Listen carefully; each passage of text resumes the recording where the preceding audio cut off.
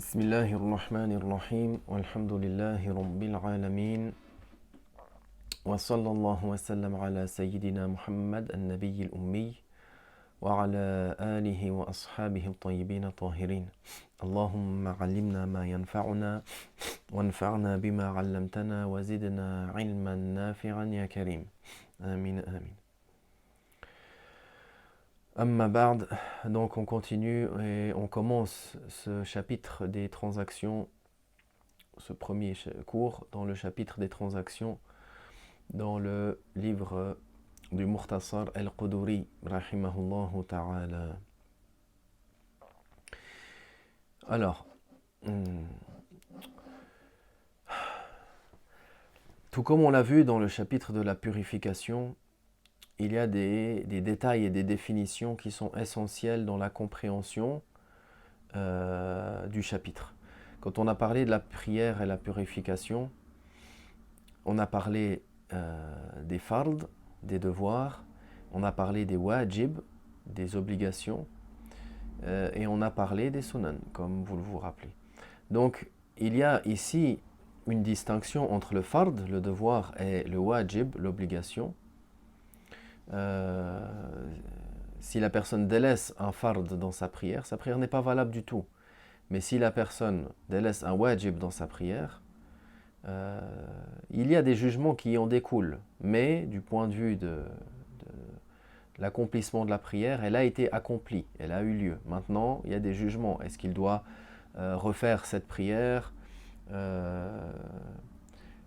les détails concernant le rattrapage ou le fait de refaire cette prière par rapport au délaissement du wajib. Est-ce que des fois il doit faire les deux prosternations de distraction, s'il l'a délaissé par oubli, le wajib, etc.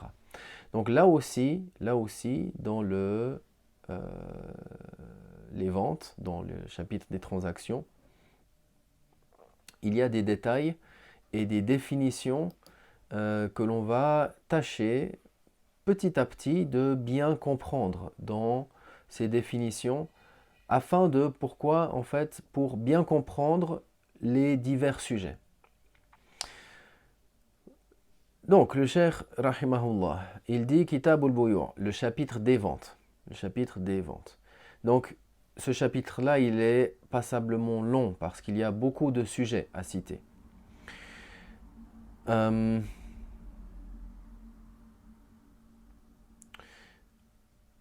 Justement, avant de citer et de venir au texte en lui-même du Mukhtasar al-Quduri, il importe de citer certaines choses, certaines définitions linguistiques, certaines définitions du point de vue de la terminologie religieuse, afin que l'ensemble de ces sujets soit éclairci dans un premier temps et que par la suite ça puisse nous donner des indications dans la compréhension de l'application des jugements qui vont suivre dans les différentes ventes.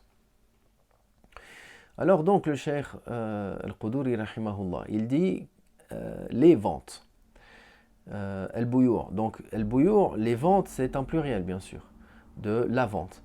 La vente, à la base, c'est considéré comme étant un substantif. Et à la base, le substantif, il ne se plurifie pas. Il n'y a pas un pluriel. Donc pourquoi, en fait, il a dit les ventes?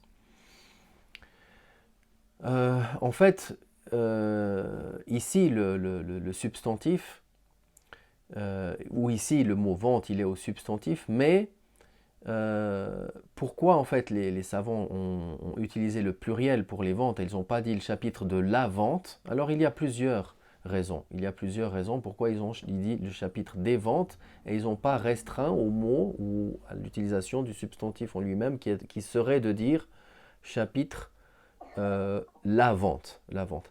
Tout comme le premier chapitre du Mukhtasar al-Quduri, on a vu Kitab al-Tahara, chapitre de la purification. Mais il y a certains auteurs, comme Al-Marghinani, dans son livre Al-Hidayah, il a dit Kitab al-Taharat, il a dit chapitre les purifications. Alors, certains, ils ont dit chapitre la purification du point de vue du substantif. Et, comme Al-Madrinani, il a dit chapitre les purifications. Pourquoi? De par leurs différentes sortes, de par les différentes sortes. Ici, pour rapprocher les idées, ça ressemble dans ce contexte-là. Il y a eu le mot au pluriel qui est utilisé pour les ventes en raison de leur...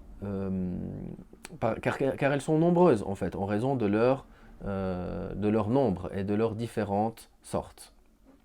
Car les sortes de vente, en réalité, elles sont nombreuses et différentes.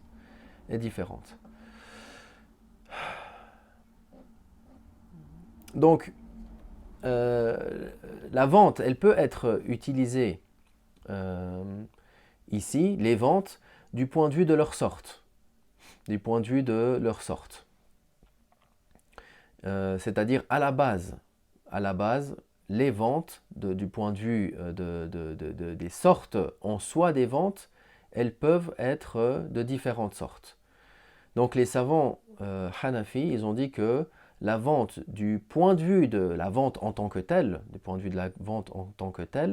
est de 4 sortes. Il y a 4 sortes de ventes. Ici, on fait simplement une approche introductive.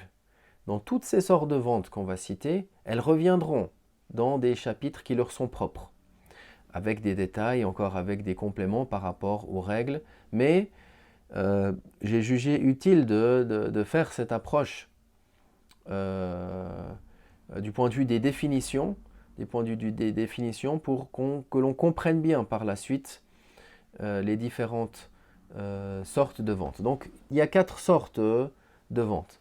La vente, elle peut être valable, elle peut être effective.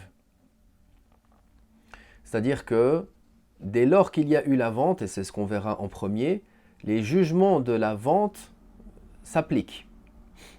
C'est-à-dire que la personne possède le bien, le vendeur possède la contrepartie, la valeur, le prix, et l'acheteur, il possède la marchandise, c'est-à-dire l'effectif de la vente. L'effectif de la vente, c'est quoi? C'est la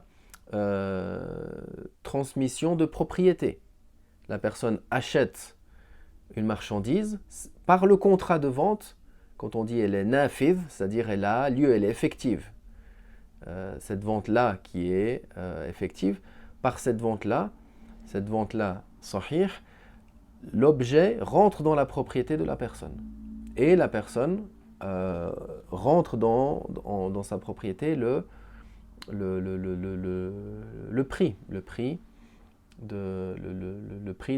cette marchandise qui a été fixée. Donc ça, c'est une des sortes de vente. Vente. Il y a aussi une vente qui est suspendue. On appelle ça, c'est une traduction un peu littérale, mais une vente qui est suspendue. C'est-à-dire une vente qui dépend de l'autorisation du vendeur. Comme par exemple la vente de l'Foudouli, c'est-à-dire c'est la vente de celui qui n'a pas eu une autorisation pour vendre une marchandise. Une petite image pour illustrer ça. Quelqu'un a un magasin, a une boutique, alors une personne, le frère du vendeur par exemple, le frère du propriétaire, se trouve dans la boutique. Lui n'a pas reçu une autorisation pour vendre les marchandises de son frère.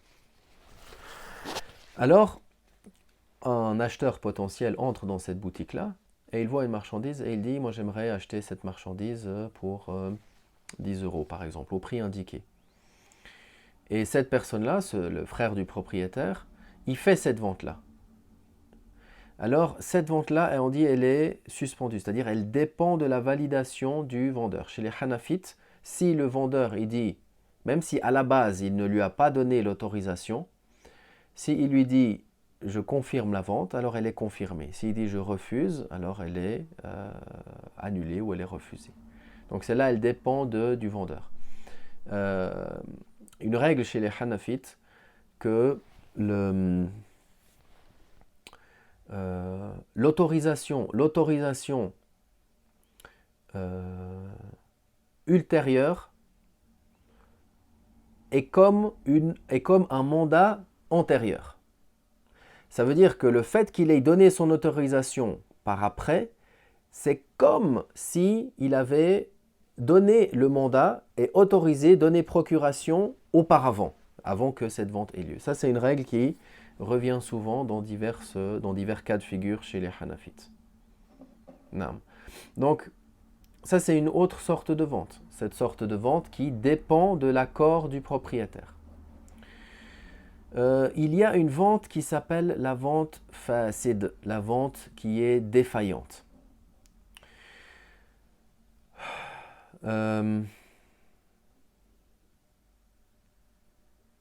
Cette vente défaillante, les jugements de la vente se retrouvent lorsqu'il y a prise de possession. On a vu avant dans une vente qui est valable, dans une vente qui est sahih, dès lors qu'il y a eu le contrat de vente en lui-même, qu'est-ce qui se passe? L'objet est rentré dans la propriété de la personne. Et la personne, le prix lui revient. Tandis que dans la vente fasid, la vente qui est défaillante, c'est une vente qui prend place en quelque sorte, mais du point de vue de la forme, elle est défaillante. On y retrouve la base de la vente, mais il manque l'aspect, il manque la forme. Pour cela, elle n'est pas invalide dans l'absolu, elle n'est pas invalide en totalité. Et dans ce cas-là, dans cette vente fasid, il y a un chapitre qui est complètement consacré à ce sujet-là. Dans la vente qui est fasid, la vente qui est défaillante, alors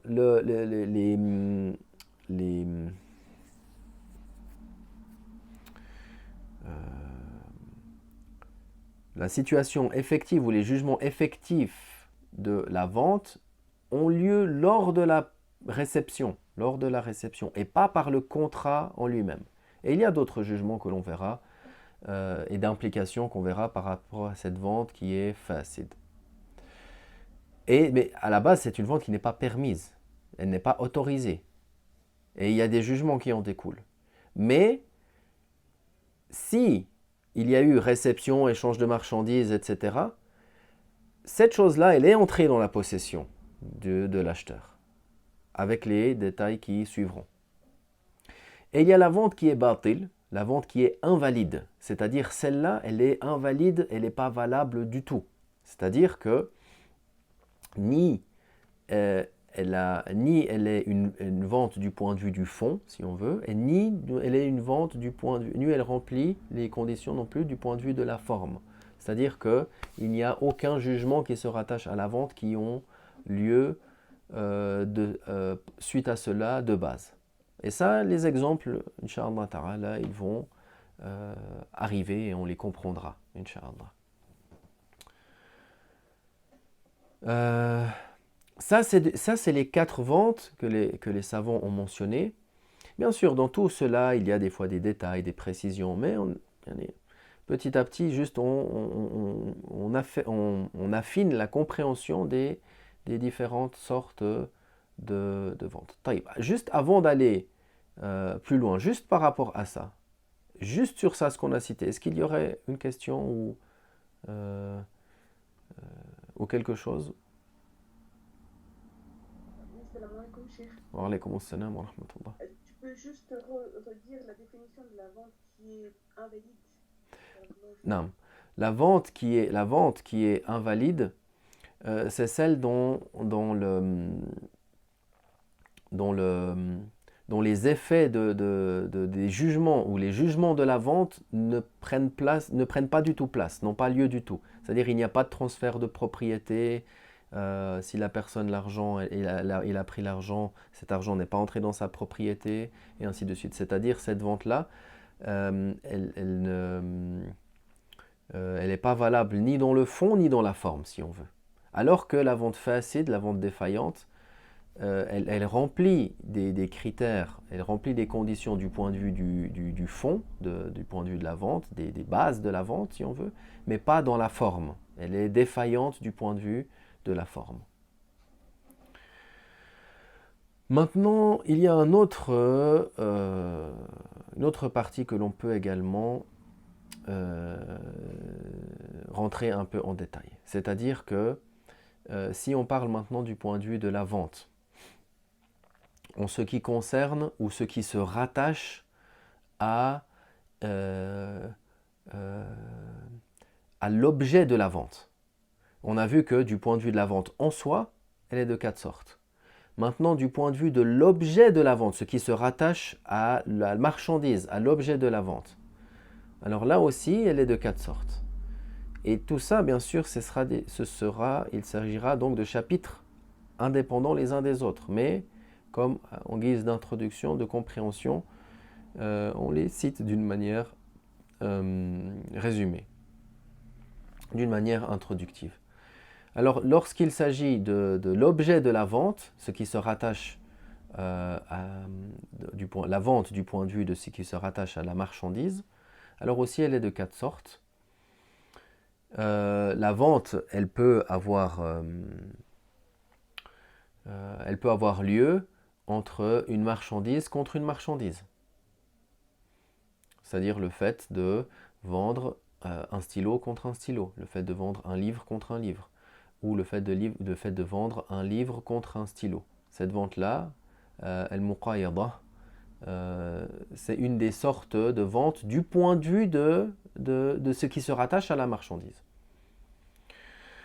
Ou ça peut être du point de vue du prix, c'est-à-dire le prix que l'on paye. Quand on parle du prix, ça veut dire la monnaie que l'on paye, les dinars, les pièces en or, les dirhams, les pièces en argent, lorsque l'on vend l'une contre l'autre. Et ça s'appelle as-sarf. Et ça, c'est aussi un chapitre qui est, c'est-à-dire si on veut vendre des dinars contre des dirhams, etc., par exemple, ou autre que cela, alors il y a aussi des règles qui vont se rattacher par rapport à cela. Il peut aussi, ça peut être aussi que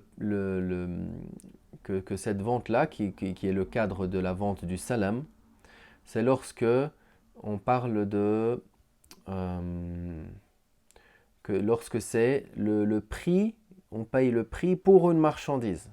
Hein, quand on va donner le prix pour une marchandise qui va nous être livrée par après. Ça, c'est la vente du salam. Ou que ce soit l'achat d'une marchandise par un prix, et ça, c'est ce qu'on utilise dans la vente en général. La vente en général ou la vente dans l'absolu. Hein, quand on achète une marchandise par de l'argent, par de l'or ou de l'argent ou les monnaies, etc. Ça, c'est pas un nom, c'est la vente dans l'absolu, ça n'a pas un nom qui est plus spécifique ou déterminé que cela, comme il y a certains cas spécifiques qu'on a cités précédemment.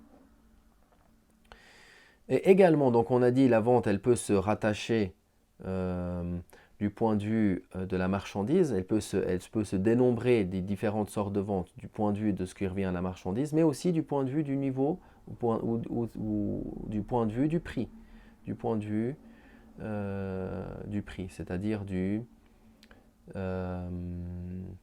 montant du prix qui est vendu. Qu'est-ce que ça veut dire? Et là aussi, elle est de plusieurs sortes, elle est aussi de 4 sortes, c'est-à-dire j'ai acheté une marchandise et je la revends. À quel prix?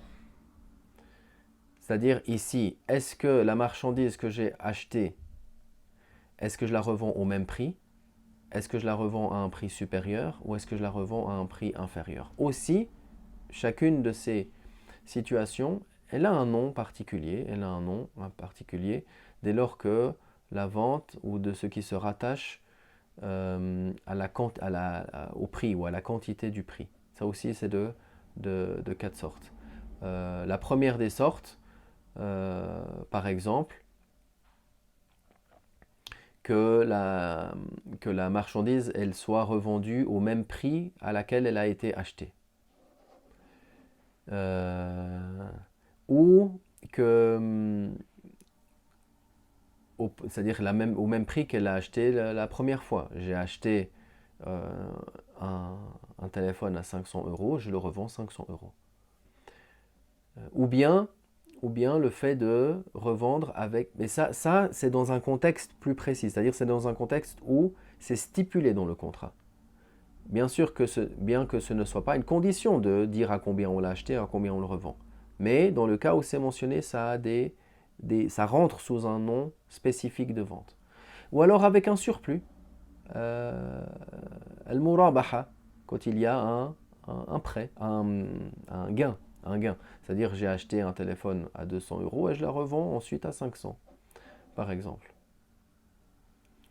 On a dit précédemment que si on a acheté une chose à un prix et qu'on le revend au même prix, sans surplus, ça c'est la tawliya. La tawliya, c'est ce type de contrat-là. C'est-à-dire lorsque cela est mentionné dans le contrat. Mais ce n'est pas une condition. On peut dire à combien on l'a acheté. On n'est pas obligé de le dire à combien on a acheté et combien est notre gain. Et encore, si le prix il est inférieur à ce que l'on a payé. J'achète une marchandise, mais parce que mon frère il est dans une difficulté, alors je lui revends cette marchandise sans que je gagne quelque chose dessus. Elle s'appelle al-wadi'a. Ça c'est une des sortes de vente. Non. La vente musawamatan, lorsqu'il n'y a ni profit ni diminution. Ça, c'était un petit peu pour avoir une première approche concernant les diverses catégories de ventes qui vont être citées. Pour comprendre en fait dans ce chapitre-là, ces différentes sortes de ventes et comment elles vont être abordées et qu'est-ce qu'elles impliquent également. Donc les ventes, également la vente, elle a une signification linguistique, elle a une signification qui est religieuse, qui est du point de vue de la loi, du point de vue de la terminologie dans la loi. Donc la vente dans la langue, c'est échanger une chose contre une chose, dans l'absolu. Dans l'absolu, ça veut dire quoi? C'est-à-dire que cette chose-là que l'on a échangée, qu'elle soit quelque chose qui soit un bien ou pas. Qui soit un bien ou pas. Ça, dans la langue. C'est-à-dire que ce n'est pas forcément quelque chose de matériel qui a une valeur ou qui est un bien contre quelque chose qui a un bien. Les savants, ils ont cité pour preuve la ayah du Coran dans laquelle Allah Ta'ala il dit Inna Allah ashtara min al-mu'minin anfusahum. Dans le sens que Allah Ta'ala c'est comme s'il a acheté des croyants leur âme. Qu'est-ce que ça veut dire? Ici, ça veut dire que les croyants, ils n'ont pas vendu leur âme, si ce n'est pour l'agrément de Allah, et en échange, ils ont quoi? Ils ont le paradis. Ils auront le paradis. Donc ici, c'est une preuve qu'ils ont citée du point de vue linguistique que al-bay', la vente, le fait d'échanger une chose contre une chose, dans l'absolu, que cette chose-là, elle soit considérée comme un bien ou pas. Quand on parle justement des biens, on parle que ici, la vente, c'est l'échange d'un bien ou d'une chose contre une chose, linguistiquement, qu'elle soit un bien ou pas. Quand on parle d'un bien, c'est quoi? Alors là, également, les savants, ils donnent une définition qu'il est important de citer. Pourquoi? Parce que al-mal, les biens, le bien, quand on dit al-mal, c'est le bien. Ça a une signification.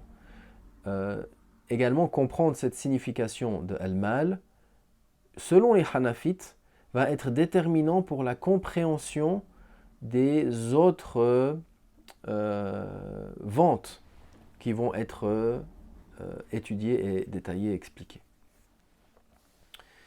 Alors, al-mal, le bien, on va expliquer qu'est-ce que c'est.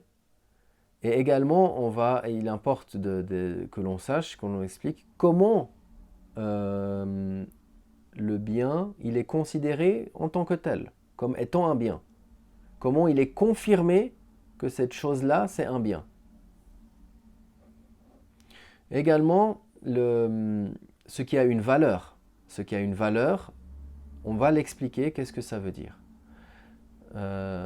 Pourquoi? Parce que al-mal, la signification, quelle est la signification de al-mal? C'est ce vers quoi la nature de la personne penche. Et il est possible de le conserver. Il est possible de le stocker, de le garder, de le conserver. Ça, c'est la définition de al-mal. Al-mal. Une chose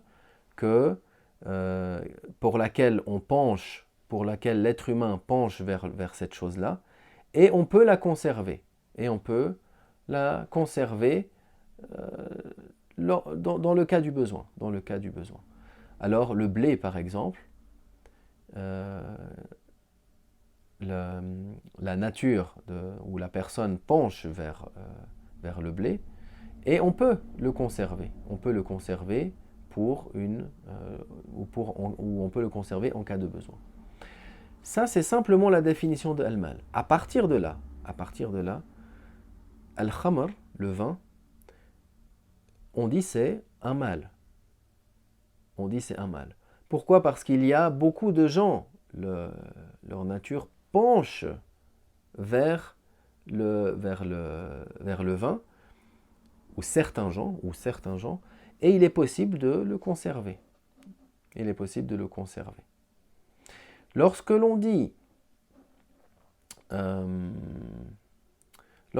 que ce bien-là, il est considéré, ou cette chose-là plutôt, cette chose-là, elle est considérée comme étant un bien, ça s'appelle al-maliyya.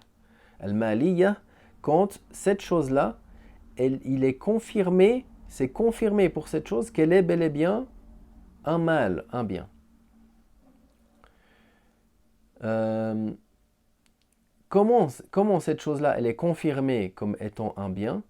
Par le fait que par le fait que justement les gens lui ont, l'ont considéré, ou que certains gens l'ont considéré comme étant quelque chose qui est un bien. Si par exemple on parle de la terre, de la terre dans les rues, par exemple, on ne dit pas c'est un mal. Et le caractère du bien, du mal, n'est pas confirmé dans ce cas-là. Pourquoi? Parce que cette chose-là, elle n'est pas considérée comme ayant une valeur, ou que les gens ils le considèrent, ou ils penchent vers eux, etc.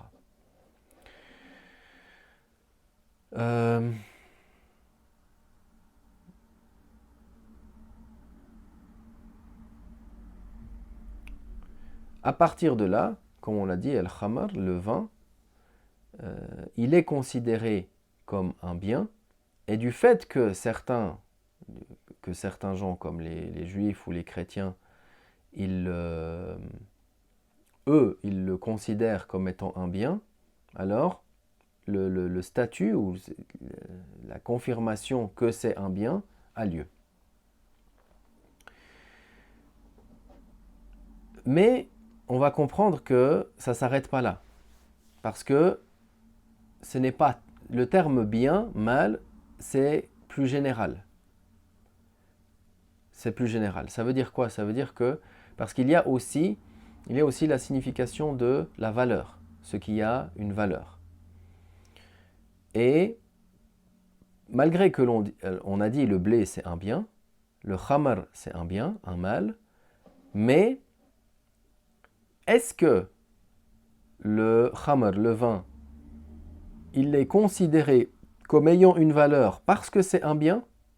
Est-ce que le blé est considéré comme ayant une valeur parce que c'est un bien?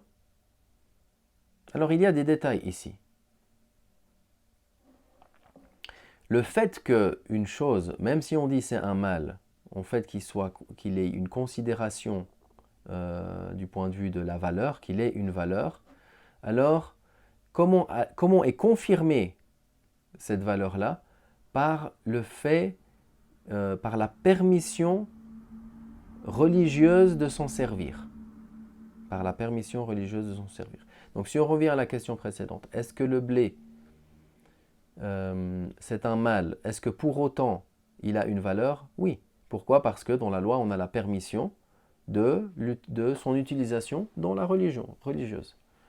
Tandis que le khamar, on a dit c'est un mal selon la définition. Pourquoi? Parce que le mal, c'est ce vers quoi la nature penche et ce qui peut être conservé. À partir de là, on dit le khamar c'est un mal selon les hanafites, selon cette définition-là des hanafites. Mais al-khamar, le vin, bien sûr, il n'y a pas de permission, c'est haram, il n'y a pas de divergence à cela.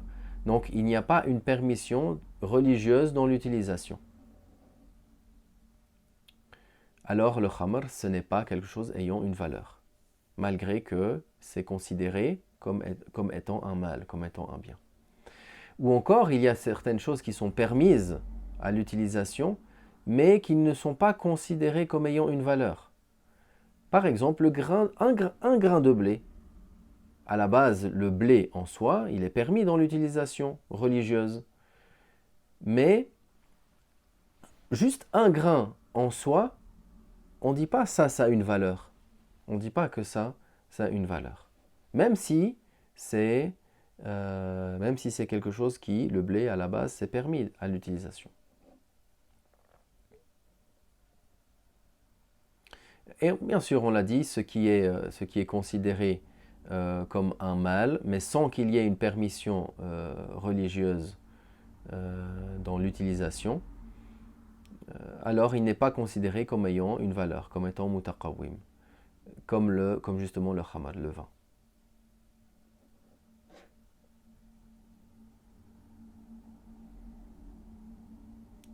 Donc le khamar est considéré comme étant un mal par cette considération chez certains gens, comme on l'a dit, les chrétiens, les juifs. Mais son utilisation, la permission dans son utilisation, il n'y a pas la permission religieuse dans son utilisation. À partir de là, le khamar n'est pas considéré comme ayant une valeur. Le résumé dans cette question, c'est que al-mal est la définition est plus globale que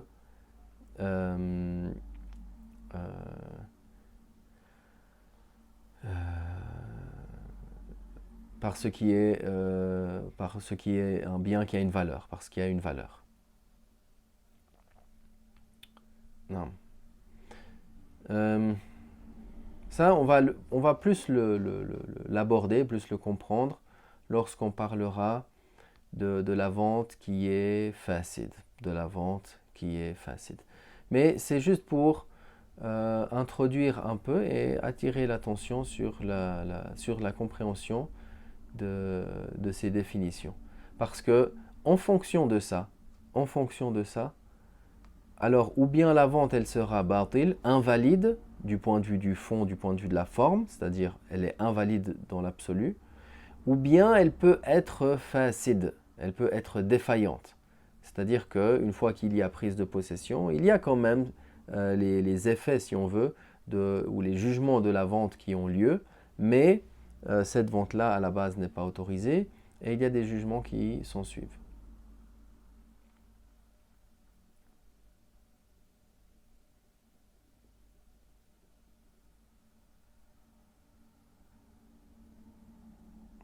Mais voilà, on y reviendra, quand on parlera de la vente facile, on y reviendra sur ce sujet-là, en expliquant un peu plus. Et on verra tout de suite la compréhension de ces définitions-là. On les comprendra et on fera le lien dans l'application ensuite des règles par rapport à la vente qui est batil ou par rapport à la vente qui est facile.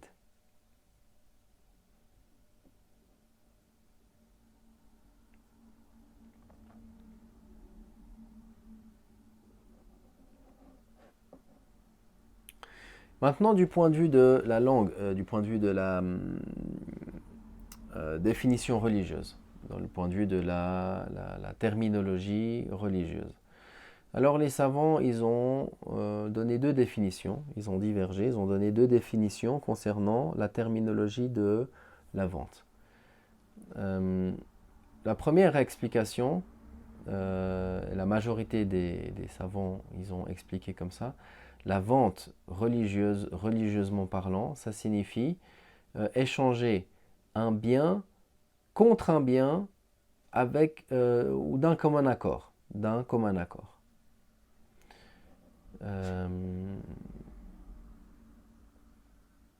on voit que certains savants, ils ont restreint l'échange, qu'il soit par accord, qu'il soit par accord commun. Et ils se sont basés sur un verset du Coran par rapport à ça. Et d'autres savants, ils ont donné une définition de la vente en disant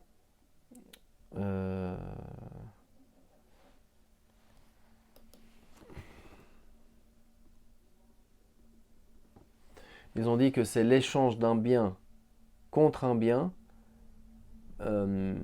par la voie ou d'une manière d'un commun accord. Ils ont juste ajouté ala sabil de la manière à ce qu'il y ait concordance ou à ce qu'il y ait accord des deux. Pourquoi pour inclure le cas de figure où il y a une vente dans le cas de la contrainte. Comme si par exemple le juge, il force à vendre la maison d'un tel pour rembourser l'autre, par exemple. C'est pour dire que pour englober la signification ou le sens de cela, parce que chez les Hanafites, la vente qui est sous contrainte a lieu. La vente qui a eu lieu sous la contrainte a lieu, est engagée. Dans d'autres sujets encore, ils ont des arguments qui peuvent être, et les jugements donc peuvent être différents par rapport aux chaférites par exemple, même si ce n'est pas le sujet, tout comme le divorce par exemple. Si la personne elle est sous la contrainte du divorce et qu'il divorce, le divorce a lieu, même s'il était sous la contrainte. Ils se sont basés ils ont des arguments, tout comme les chaférites, ils ont des arguments pour dire que le divorce sous la contrainte n'a pas lieu.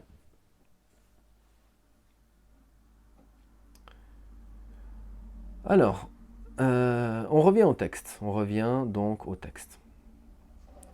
Le cheikh rahimahullah dit, la vente est conclue par une proposition d'engagement et une acceptation dès lors qu'elles ont lieu ou qu'elles sont par une expression au passé. Alors, la vente est conclue. Non, on a dit la vente est conclue par une formulation ou une proposition d'engagement. Al-ijab, ce qu'on appelle al-ijab, la formulation ou la proposition d'engagement, et al-qaboul, l'acceptation. Dès lors qu'elles ont lieu, dès lors que ces formulations-là ont lieu au passé. Ça, c'est surtout propre à la langue arabe du point de vue des transactions quand on parle du passé. Pourquoi ? Parce que le passé, c'est utilisé dans le sens de l'accompli, dans le sens qu'il a eu lieu, qu'il a lieu maintenant. Mais si on dit je te vends, et qu'il n'y a pas quelque chose, en arabe, en arabe, si seulement la personne dit abi'uka, c'est comme s'il va faire ici une promesse de vente, mais on n'est pas encore dans la conclusion. Pour ça que, du point de vue de l'arabe, ces expressions-là, ces deux expressions-là, al-ijab et al-qaboul, la proposition d'engagement, et l'acceptation, les deux doivent être au passé, c'est-à-dire en arabe. Et ça, c'est ces deux piliers de la vente. Ils sont considérés comme les deux piliers de la vente.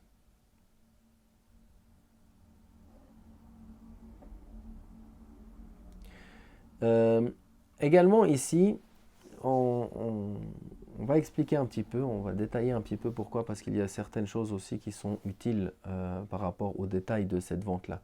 Parce que quand on parle que cette vente-là a lieu par la formulation d'engagement et l'acceptation, ce n'est pas uniquement avec une formulation orale. C'est-à-dire que ces deux piliers-là de la vente,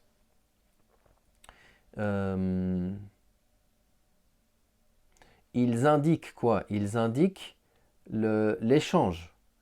Et ce qui comprend le même aspect dans l'échange, c'est la formule tacite ou l'accord tacite. Et l'accord tacite, c'est quoi? C'est l'acte qui indique l'acceptation ou l'agrément de l'échange entre les deux contractants.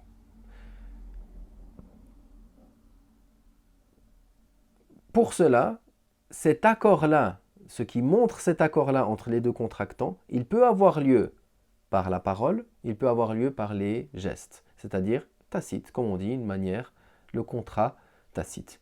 Et donc le contrat...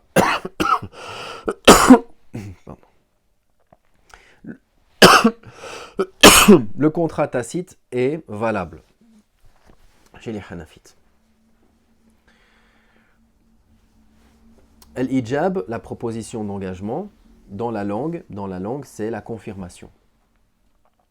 C'est la confirmation. Mais dans la terminologie religieuse, c'est ce qui est cité en premier dans la parole par l'un des deux contractants. Que cela soit le propriétaire de la marchandise ou que ce soit le propriétaire de celui qui a le prix, qui veut l'acheter.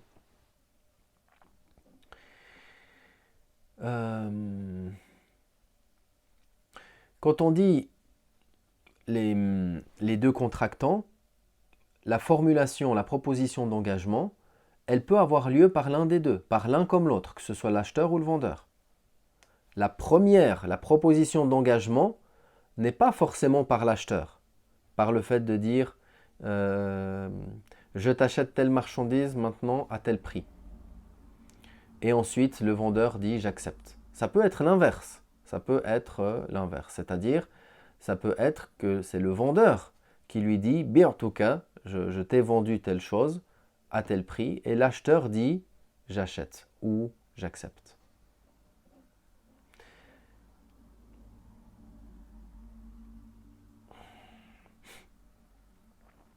Et quand on a dit l'acceptation, elle peut aussi avoir lieu du vendeur tout comme de l'acheteur. Elle peut avoir lieu du vendeur tout comme de l'acheteur.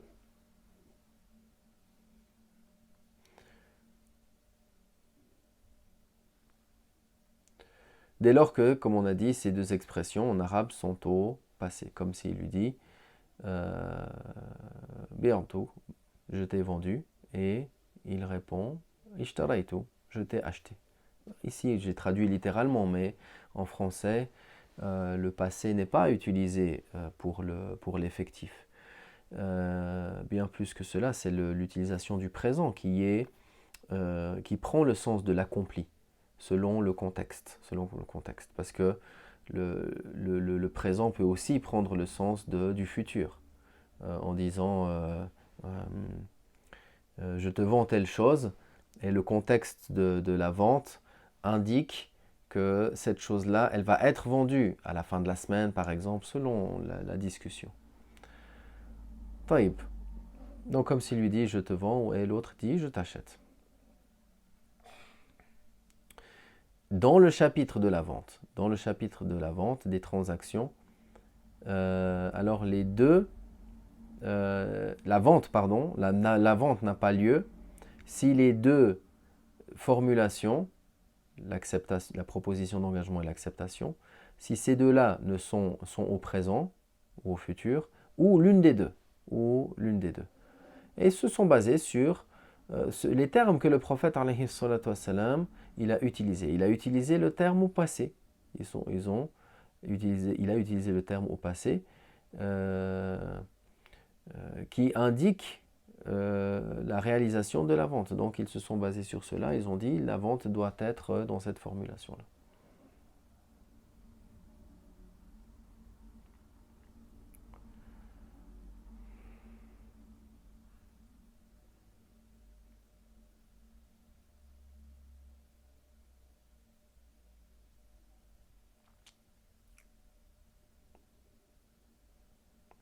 Encore, on attire l'attention aussi dans ce sujet-là de la vente, de comment a lieu la vente. On a parlé de la vente qui est orale, la vente qui est tacite. Dès lors que ce qui est pris en considération dans le chapitre de la vente, c'est la signification, alors les savants, ils ont dit que la vente ne se restreint pas au terme je te vends et je t'achète. Mais tout ce qui indique la formulation d'acceptation, tout ce qui est considéré comme étant une formulation d'acceptation et tout ce qui est considéré comme étant une formulation ou une acceptation, alors la vente a lieu par cela. La vente a lieu par cela. Si par exemple, quelqu'un dit j'achète de toi, je t'achète tel livre, je t'achète tel livre à 10 dirhams, et que l'autre répond j'accepte, par exemple, ou j'ai accepté, si on dit au passé en arabe, alors la vente a lieu par cela.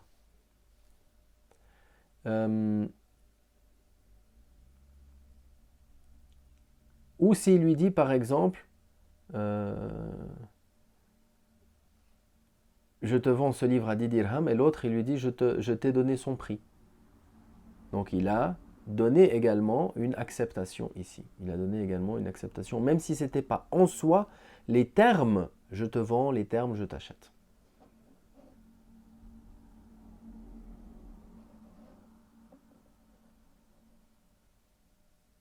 Ou s'il lui dit je t'achète ce livre à 10 dirhams, et l'autre il lui dit prends-le à ce prix. Ça aussi, ça montre une acceptation, même si ce n'est pas le terme je t'ai vendu qui a été utilisé. Donc, la vente, il n'est pas une condition pour sa validité. Les termes je te vends, je t'achète, les termes de vente et d'achat. Mais tout terme ou toute situation ou terme qui indique cela. Après, il y a d'autres règles qui vont se rattacher et ça veut dire, bien sûr, on ne pourra pas utiliser le terme de location pour d'autres raisons, pour des règles, bien sûr, qui sont mentionnées par les savants. On ne peut pas dire, on ne va pas pouvoir utiliser dans ce cas-là, parce que c'est un autre sujet. Mais ce qui indique, ou ce qui est une condition, c'est qu'on trouve la signification qui indique cette formulation d'acceptation, et cette formulation d'engagement, et l'acceptation. Donc, tout ce qui est considéré comme étant une formulation ou une proposition d'engagement et une acceptation, alors c'est valable, la vente est valable par cela. Pour cela, par cette parole-là, on comprend que c'est la signification qui est prise en considération dans le chapitre des ventes et pas la formulation en tant que telle.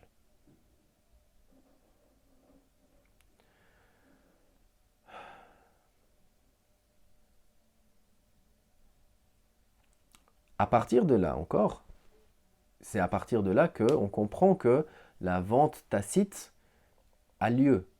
La vente tacite est valable. Et la vente tacite, ou si on veut la formule tacite religieusement, c'est l'échange d'une marchandise, l'échange d'un bien contre un bien sans parole. Alors, concernant la vente tacite, parce que dans le texte même du Quduri, il ne parle pas de ça. Alors on va juste développer un petit peu pour comprendre, parce que c'est quelque chose qui est de nos jours, qui est beaucoup utilisé. C'est de nos jours la vente tacite qui est beaucoup utilisée. Donc c'est important de détailler un petit peu, de faire une approche pour bien comprendre les différentes situations qui peuvent nous arriver, pour ne pas s'offusquer et penser que ça, c'est pas valable. La vente qui est tacite, elle est valable concernant les choses qui ont, que cela soit, même si les savants toujours, on reste bien dans le contexte qu'il y a des fois des paroles de savants qui ont détaillé, restreint plus ou élargi plus. Mais la vente tacite, elle est valable dans les choses qui sont bon marché, tout comme, ou à faible prix, tout comme les choses qui sont à prix élevé. Dans les deux cas, les choses à faible prix comme le pain, comme les légumes, des choses courantes que l'on achète tous les jours, ça c'est des choses à faible prix, l'accord tacite est valable. Même si c'est des choses à prix élevé, à des choses qui sont plus onéreuses.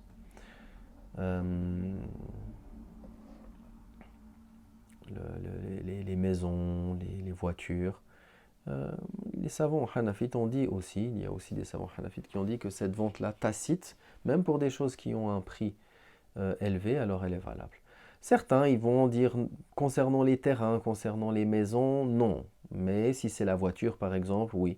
Il y a des divergences, il y a des paroles à ce sujet, bien sûr.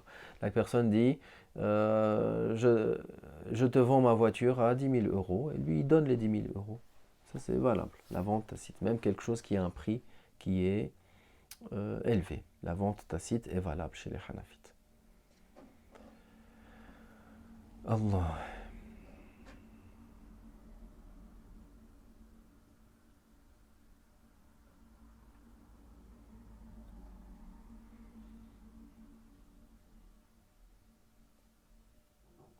Alors, il dit ensuite, on revient au texte, si l'un des deux contractants engage la vente, l'autre a alors le choix.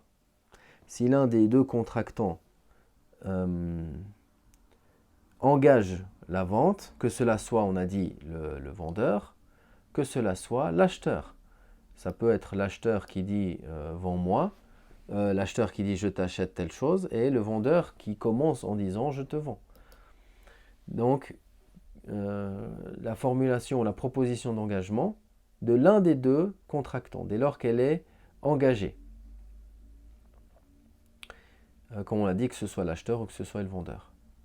Alors, l'autre, c'est-à-dire l'acheteur ou le vendeur, celui qui parle en deuxième, donc qui répond, il a le choix. Il a le choix. S'il veut, il prend la totalité du prix. Il prend toute la marchandise pour la totalité du prix. Il prend toute la marchandise pour la totalité du prix dans l'assemblée. On a dit dans l'assemblée. Si l'un des deux contractants engage la vente, l'autre a alors le choix. S'il veut, il l'accepte lors de la séance. Ou s'il veut, il refuse. S'il veut, il refuse. Parce que ce qu'on appelle ici le choix de l'acceptation. Parce que si quelqu'un vient vers moi et me dit je t'achète ta voiture à 10 000 euros, moi je ne suis pas obligé d'accepter. Maintenant, moi j'ai le choix de l'acceptation. Ou inversement, si moi je suis le vendeur et l'autre c'est l'acheteur. L'acheteur, il peut se désister tant que lui, il n'a pas confirmé son acceptation. Comme on l'a dit, que ce soit oral ou que cela soit tacite. Mais ici, il dit quoi? Il mentionne dans la séance. Parce que ce choix d'acceptation, il est restreint. Il est restreint à la séance dans laquelle il y a la proposition d'engagement.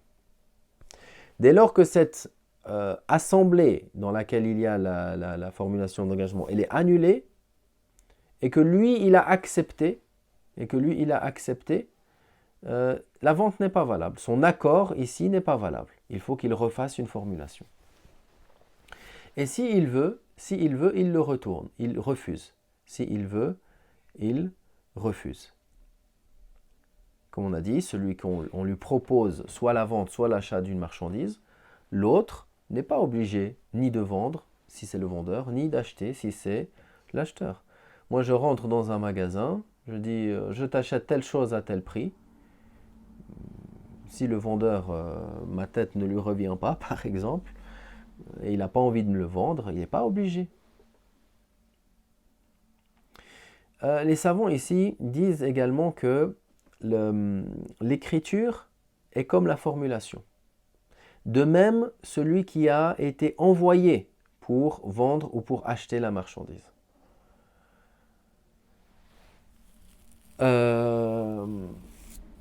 Qu'est-ce qui est considéré du point de vue de l'écriture? Du point de vue de l'écriture et également du point de vue de la formulation, c'est la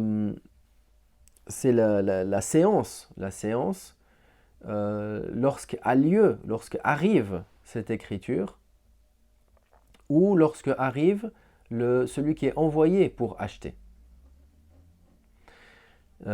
Si par exemple, on donne un exemple, quelqu'un il écrit une lettre à Zayd, il envoie une lettre à quelqu'un et il lui dit, voilà, il lui fait les salutations et après il lui dit, après cela, je t'achète ton livre un tel pour 100 dirhams. Ou il envoie quelqu'un qui est chargé, et lui il a été chargé par l'acheteur, et il dit, moi je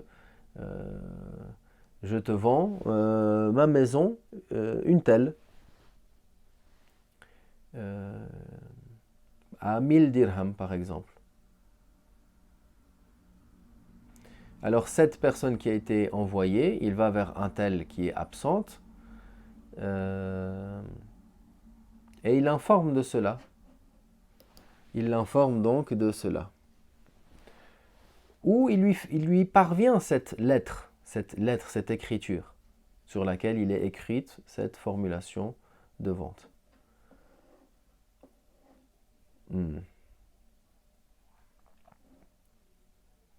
Donc à ce moment-là, s'il veut, il accepte. S'il veut, il refuse. La même chose. La même chose que la formulation directe. C'est pour ça qu'il dit, s'il reçoit une lettre, et puis un tel, il lui dit, je te vends ma voiture, une telle à tel prix, et lui il dit, j'accepte, la vente est conclue. La vente est conclue entre les deux.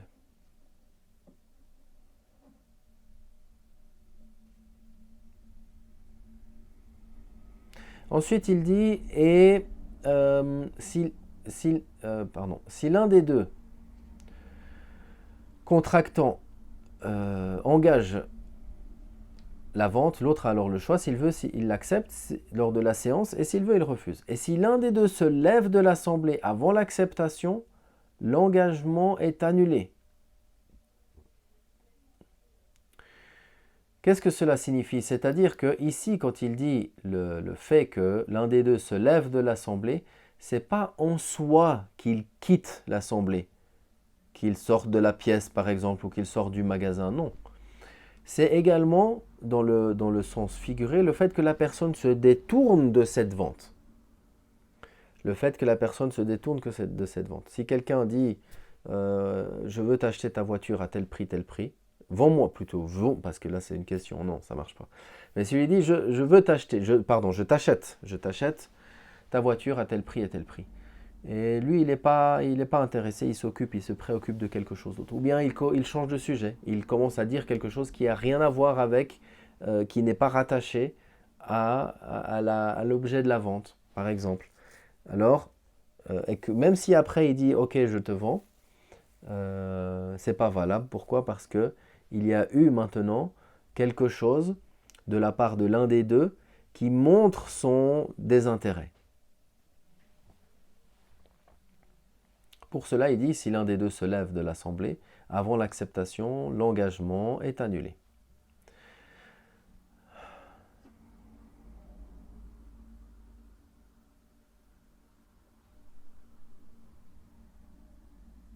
Donc tout ce qui montre, tout ce qui indique le refus ou qui indique le fait que la personne se détourne, voilà, se détourne de l'acceptation, alors, ou comme s'il est préoccupé par une autre chose, alors dans ce cas-là, il faut refaire la formulation, la proposition d'engagement et la vente. Non. Ensuite, il dit, si l'engagement et l'acceptation ont eu lieu, la vente est conclue. Et aucun d'entre eux n'a le choix, excepté dans le cas d'un défaut ou s'il n'a pas vu l'objet de la vente.